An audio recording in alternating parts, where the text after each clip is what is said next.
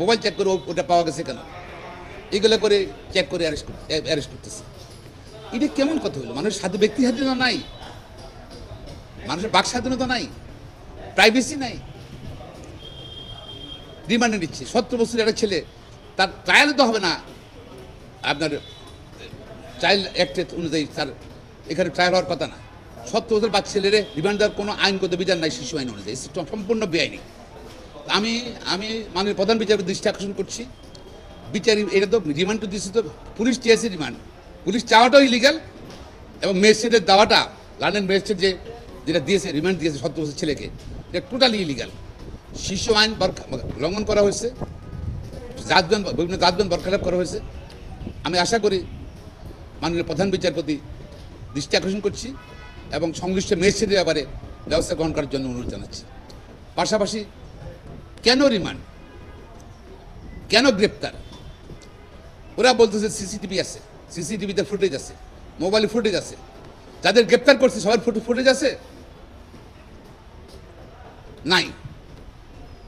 আর বিএনপিকে বিএনপি জামাত বা অন্যান্য রাজ্য বিপি নূর তারপর অন্যদেরকে গ্রেপ্তার করছেন বিরোধী দলের সরকার। আসলে কোটা আন্দোলনকে কেন্দ্র করে, কোটা আন্দোলনকে অজুহাত হিসাবে ব্যবহার করে তাদের রাজনৈতিক বিরোধী বিএনপি বা অন্যান্য বিরোধী দল, সমমনা বিরোধী দল সবাইকে তারা শাসন করতে চাচ্ছে, তাদেরকে নিয়ন্ত্রণ করতে চাচ্ছে। এটা সম্পূর্ণ অসৎ উদ্দেশ্যে, মানে রাজনৈতিক উদ্দেশ্যে গ্রেপ্তার করা হচ্ছে। তো আমরা গ্রেপ্তার নিন্দা জানাচ্ছি, ঢালাও হোলসেল গ্রেপ্তার বন্ধ করার জন্য দাবি জানাচ্ছি।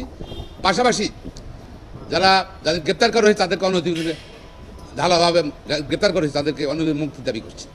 পাশাপাশি আমি এখনও আজ পর্যন্ত সরকারের পক্ষ থেকে কতজন হত্যা হয়েছে সেই সম্বন্ধে জনগণ জানে না, অনেকের পরিবার জানে না।